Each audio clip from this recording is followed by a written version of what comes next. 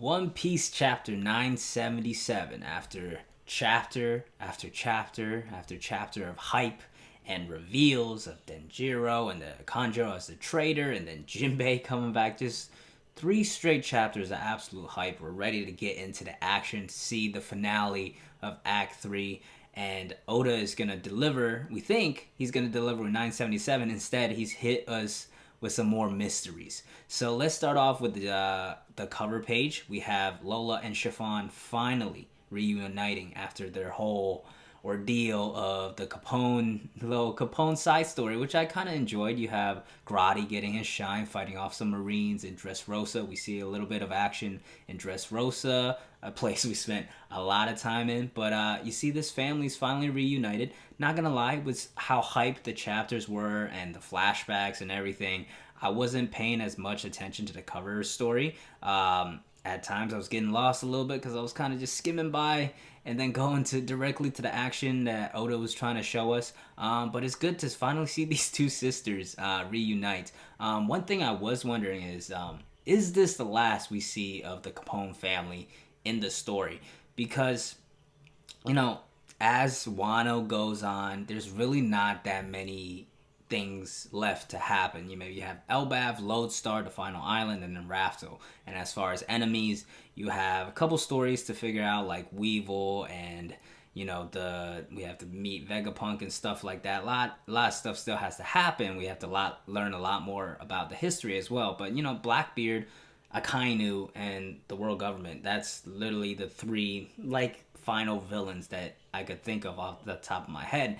Is Capone really necessary to return to the story? Is this his wrap up? We kind of learned about him a little bit in Totland, how he came to be and what kind of person he is. Very ruthless, that mob boss, but really cares about his family. And when Chiffon said, "Hey, I want to go meet my sister," and Capone was kind of like, "My wife's dream is my dream as well," and maybe this is what he did. He's just a family man now. He doesn't really care about trying to become the Pirate King and being a big name guy anymore, especially after he felt the wrath of Big Mom in Totland.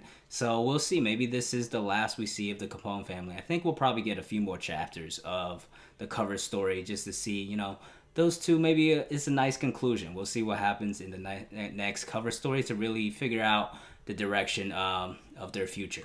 But let's get into the story. So Jinbei comes back. The whole crew is excited. We finally see them all together. They're all shouting his name. The ship kind of jumps up into the waves because how loud they're shouting. And then we get the full page of all the Straw Hats in one page, right? One image right here. And Carrot's in it. We don't know if that's significant or not. She is on the boat, but we don't see Shishi Lian trying to hug Jinbei. We do see Carrot though. This is the only panel that she shows up in. I'll talk a little bit more about that later in the video, but it could be a hint here. I'm not totally against it, but I'm not 100% on board like a lot of people are. Maybe I'll talk about that in a separate video. But here you have people like, oh, former Shichibukai joining our crew. That's a major deal. And Jinbei kind of explains about why he's a little late. He's saying, "Hey, sorry about being a little late here. The Sun Pirates were wounded. I had to tend to their injuries, and then we threw a party before we came." Now, a lot of people have been saying this is a lie. I don't think it's a complete lie. I do think he's downplaying it a lot. I think when this all ends, or whenever we find out, maybe it's in the middle and Big Mom reveals what actually happened, I do think the Sun Pirates took some heavy hits as well as the Wind Smokes. But I don't think Jinbei lost his life or is suffering a huge injury under his kimono or anything like that. I think he's fine. I think if Oda really wanted to show us he had an injury, he would have just done it.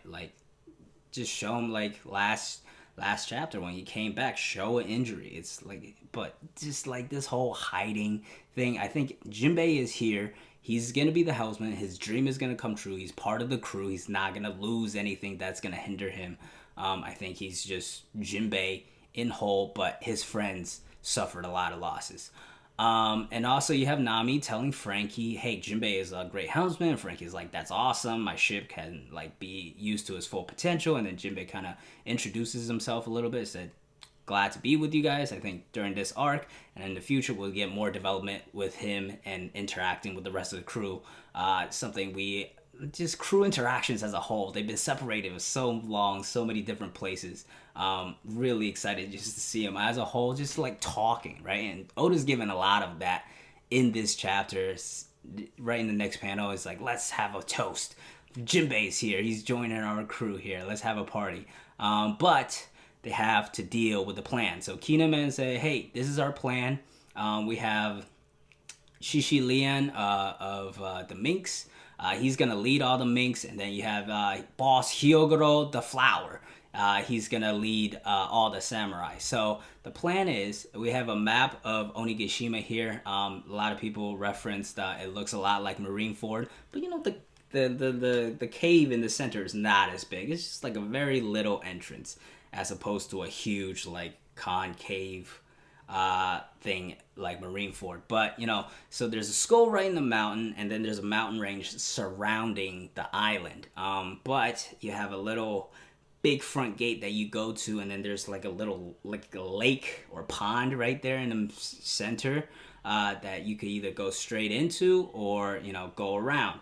And you know, normally you wouldn't know where to go, so you would have to go straight in. But they did get the blueprints to Onigashima. Ashura Doji got that, and that was from, there was a whole ordeal. Like the one of the Wano, I think it was the guy Frankie was working with, had the blueprints, but then he sold it, and then it's like blah blah blah, where's blueprints? And then eventually they found out Ashura Doji had went and gotten it. But they had the blueprints. They realized there's a rear gate. There's a back door that they can enter. So they're going to split into two teams and go around. So that was originally Kinemon's plan. And then Jiro comes through. He's like, I see. So that's the plan Kanjuro know about. What's the real plan? And this time Kinemon came and hide it. Before, you know, when Denjiro revealed that he's like, oh, you're so smart. Before he was like trying to keep at least a pretty good straight face. So he's just like frowning a little bit, just holding it straight. This time he's like completely shocked, and he's like got the shading drawn into him. You can really see he's completely surprised. Raizo's behind him. It's like he's completely overestimated him again. This is a little weird. I didn't know Denjiro's character was built like this. It's kind of like coming out of nowhere, at least for me. That I never saw him as a guy who like worshipped Kinemon's like intelligence or anything. I know they like were together first and like met Odin first together, but I don't really see this whole like all of a sudden he's so smart. He went and perpetrated Orochi's forces and everything and set everything up, and now he's just all of a sudden blind. I guess like every character needs a kind of a gag in a way. So I guess that's his gag. So Law comes in, he kind of saves Kinemon in a way. He's like, well, anyways, let's just get on with my plan. He doesn't say my plan, but he just says the plan like almost like in a way where it was Kinemon's plan all along. But he says, let's just assume the enemy knows we're coming, because Kanjuro, he escaped Momo with his bird and he flew away. So he's probably going to let Orochi know and everything that's happening. So he's like, let's just assume they know. The people that they want to kill are the Scabbards, nine red Scabbards, and then 3 captains, me, Straw Hat, and Eustace Kid. So those are the people you need to protect. So Law's plan is, hey, I love that the Law knows exactly the people he's working with now. He the first time he teamed up with Luffy and the gang, he was like, here's the plan, this is how we're gonna follow it. And then Luffy's like, okay, we're gonna go kick that guy's ass, let's go. And he just runs off and does his own thing. So Law knows now. He knows Luffy, and he knows Kid is just like Luffy, because those two are always doing the same thing, fighting each other and competing with each other, right? So he's like, those two are gonna do their own thing. Those two idiots are gonna do their own thing. But they could be used as a diversion and as a distraction, and we could use them to let them go through, do their thing, Now, Law's not like sacrificing them as like a pawn. He also knows that Luffy is very capable. He's seen him defeat Doflamingo, and although he doesn't know what happens in Totland, he knows that Luffy went there, probably did some crazy thing, and then managed to take Sanji back. Right? So he knows he's very capable, so he's not like sacrificing him. He's like, those two are gonna do their own thing. But they're gonna be fine, and we're gonna use them as a diversion. In the meantime, here's what we're gonna do. We're going to take our two teams. We have two teams split up. All right. And then I'm going to take the scabbards along with myself. And we're going to go around the whole path. All right. So there's whirlpools around the island that won't allow you to really sail around. So you have to go through this front gate, is how they set up Onigashima. But Lost Submarine, completely OP, could just show up at Marineford, could just show up anywhere, just go right underneath the whirlpools. Go right around. He said, I'm going to use my rooms, shambles, whatever, switch you guys around. We're going to toss you on an island. So we're all going to be safe. And then Kinemon's like, wait. Okay, hold on. That's a great plan. But at the very least, I got to lead the troops. Now, I was thinking that too. You're going to have like, you can have like Shishi Lian lead the Minks, and then Hyogoro like lead the samurai. Like Luffy and Kid can go through the front gate and they'll be fine. But if those two just by themselves are leading the men, they could get taken out. They need somebody strong there to like lead the squad. And then that's what Kinemon is taking up. Maybe his leadership is coming through a little bit. He said, hey, I'm going to go and lead the men. And then Denjiro takes the other side. He said, I'll lead the other side. We need to have one of our scabbards leading the men there. So we're going to have Kinema. I think it was a little confusing trying to read when I was reading the spoilers, and then the like kind of like very B grade translation. I was very confused what the plan is, but now the official is out. I think what's going to happen is Kinema is going to lead the samurai one side, samurai and minks, and then we're going to have Denjiro follow the other's trail. Meanwhile, you're going to have guys like Ashura Doji, Kawamatsu, Kiku, all these other scabbards and Law's crew. They're going to take the submarine and go around and take the back route. And then they're going to hit Kaido when he's all drunk and surprise, and then surprise attack him. That's how we're gonna take Kaido down. It's not gonna all work smoothly like that. We know the whole plan. If we know the whole plan, it's not gonna work. We saw that in Totland. It's like, oh, it's a perfect plan. We're gonna smash Caramel's picture. Big Mom's gonna go crazy. I'm gonna blast her with these rockets full of poison, and then whoop. She's too strong and she just wipes it. Now she's there and Kaido's there and his whole crew and like some of the Big Mom's strongest people. So obviously it's not going to work out that way, but that's the plan. So that's how we're going to go and attack it. And then after they discuss the plan, Kinemon has this like really stupid face, but like silly proud face, like, oh, this is my plan all along. And then Jiro of course believes him. And then Raizo is kind of there with just like a grim face, like, come on, Denjiro. I know you changed your face, but like, what happened to your like intelligence? Where did it all go? Why do you believe in Kinemon in his crazy plan? But anyways, so in the midst of all this, Law looks, he's like, hey, Luffy's not here. Luffy and his gang, I can't see him. I don't know where they went. And then they just hear this loud explosion in the background. It's like, oh my god, what's happening? And then Denjiro's like, oh no, I forgot to tell them there's guardians at the gate. And it's like, so the gate itself is already a small fortress. So there's like cannons set up, and that's like, it's going to be hard to penetrate itself. However, on the night of the Fire Festival, all the soldiers are in front right there as well, having a good time drinking and partying. So you got all their forces there on this little small fortress. That's going to be so problematic. I forgot to tell them Straw Hats probably went in and they probably got wrecked. And then the Kinemon and all the scabbards, they're like freaking out. And then another explosion just goes off. Boom. And then it's like, oh my god, what's happening? And then Kinemon sees what's happening, has a reaction. He's like, huh? And then we get the panels of all the Straw Hats doing their attacks. So first page here is Luffy, then Jinbei, and then Zoro. Okay, so a couple things there. Jinbei is second. There's no Sanji, okay, so it's like power scaling here. Is Oda making a hint? And I do think, in a way, he is saying, as of right now, Jinbei, not as of right now even, not even like as their actual power. I think the way Oda is saying is, from what we've seen so far, which is very little from Zoro's end, and like really not that much from Sanji's end either, because we haven't seen him really work full power in his raid suit, and he hasn't really had a battle where he is just one-on-one and he doesn't have to focus on anything else without any hindrances. So like, as what we've seen so far, Jinbei has shown the most power behind Luffy, and I think that I agree with that, but I don't think power wise, especially after this arc, Jinbei is gonna be second place. I think he's actually gonna be third, but maybe I'll discuss that in another video as well. But so you have Luffy does like a punches this guy right in the face. Jinbei almost looks like he just smacks this guy across the face and knocks him out. Zoro very nonchalantly just cuts this guy. Almost, it's like you've seen this very similar kind of attack so many times with like him cutting up fishmen or something, kind of where he just darts across and slashes them an X right across. Brook's attack is kind of cool. He just freezes the guy, and the guy's like still mid-attack, and he's just completely frozen.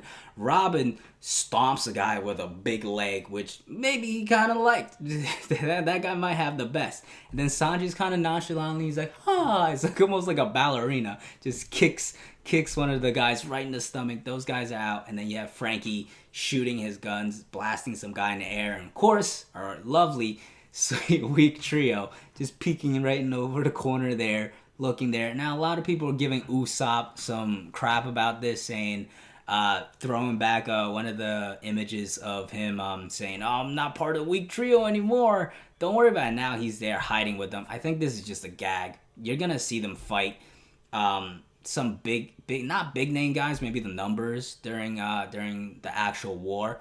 They're gonna get their action. This is kind of just a gag scene. I think this chapter alone, just like all the Straw Hats are together. We just want to see them in their personalities and how they interact and stuff, right? So, and specifically here, we don't see Carrot anymore, okay? Carrot is not part of the fight. We don't see her even hiding with them, all right? So that's like, you saw her like hugging Jinbei, but like maybe that's just showing her she has a relationship with Jinbei.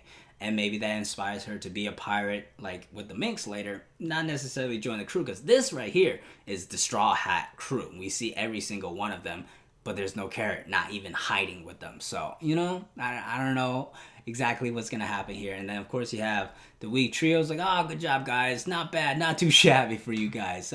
We expect a little more, but that's a great start there. So then you have all the samurais like, oh my god, that was supposed to be our first obstacle. Thank you guys. And then Luffy's like, we found some bad guys here. We just beat them up. And then you have a panel here with a throwback, another throwback. Otis is doing a lot of throwbacks in this chapter. This is very similar to a lot of people notice is when they went and beat up Frankie family in Water 7. The layout is very similar, but they have all the people that actually fought. So you have Sanji, Zoro, Luffy standing on top there, and Jinbei. Jinbei looks ginormous here. I thought at first it was a very exaggerated, but I guess he's 9'10" and Brooks 9'1". I don't think that he's like Brooks like up to his shoulder in this. I guess it's kind of accurate. One of the things that Oda doesn't do very well is heights, so he messes that up a lot. He gives like the heights out in the V-Ray card, and it just doesn't match up to the drawings a lot of the time. There was a funny picture of like Zoro with Emma like compared to Odin's size and like how big the sword wax should be, that came out recently. So heights is not Oda's specialty, but he did all right in this one. There's nothing that to bag on with this one. But the samurai is like, oh my god, they did it. Let's not forget Zoro here found he was smelling alcohol when they said they were gonna throw a party. He's like, I smell alcohol somewhere. It's somewhere out there. I smell it. And here it was. The people, like the soldiers, having a drink before the fire festival starts right outside, and he has like the biggest smile on his face since we've seen like maybe all of post time skip. He's just so happy he's got his alcohol. Meanwhile, the samurai are like, oh my god, thank you guys so much. I can't believe you cleared our first obstacle. And they're just like, okay, let's have a party. Let's toast. Let's have a party here. And then eventually Luffy stops the toast, and which I was pretty surprised with. But he's like, you know what? Let's do this after we win the war and we kick Big Mom and Kaido's ass. After all that, then we'll have the toast. I don't know, maybe this means they're not gonna have the toast, because I think the Wano arc is set up to be like a kabuki play, right? And the last act is like super quick, so I don't know if this like so much chaos is going on, they won't be able to have the toast. Maybe they're mid toast and Blackbeard shows up or something, or maybe the Marines show up. Complete chaos. A lot of different things could happen. That could be another video down the line. I don't know. We'll see. But anyways, he says let's toast after, and Frankie, Zoro, they're all smiling. It's like, okay, let's do it. Let's do that. And then Kid comes in. So Kid is like Luffy's rival, just as crazy. Just as Law predicted, the other idiot comes through with his ship. He's like, let's go take down Kaido. So then he's like, right, Killer? And Killer has his mask back. I don't know if his personality's probably still a little screwed up. But obviously he still has the smile, the devil fruit in him, because he's saying, okay, fa fa fa fa fa fa, yeah, let's do it. And his crew super supportive there, fa fa fa. They're doing the same laugh as him, so it's great. It's hilarious. It's great inside look into Kid's crew, because they're like this ruthless pirate crew, right? Before before they went into the new world, Kid had a higher bounty because he was like killing civilians. They're literally killing civilians. So they're like this brutal, like merciless pirate crew, but very clearly you can see they're very supportive of their gang as well. And then you see Kid's ship as well, which has this big dinosaur like skull at the tip of it. And he said once we kill Kaido, I'm gonna plant his head there too as well, which would be very awesome. But I don't even know, where did he get that from? Like, what? There's no dinosaurs as far as I know. Maybe. I mean, there's probably been dinosaurs shown. Well, Little Garden had dinosaurs. But so he probably found that skull somewhere else. But so they're charging ahead, and you see the crew is very supportive of Killer, and said, how dare they turn our Killer into this jolly man.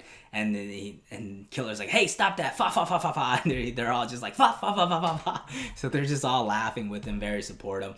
And then Luffy, you can see that their rivalry really showing here. Luffy's actually upset that they're happy. He's like, hey, why they look pretty? They look like they're having fun over there. That's not allowed. Don't catch up to those guys, Jinbei. And Jinbei's like, okay, no problem, Luffy. I'll get there.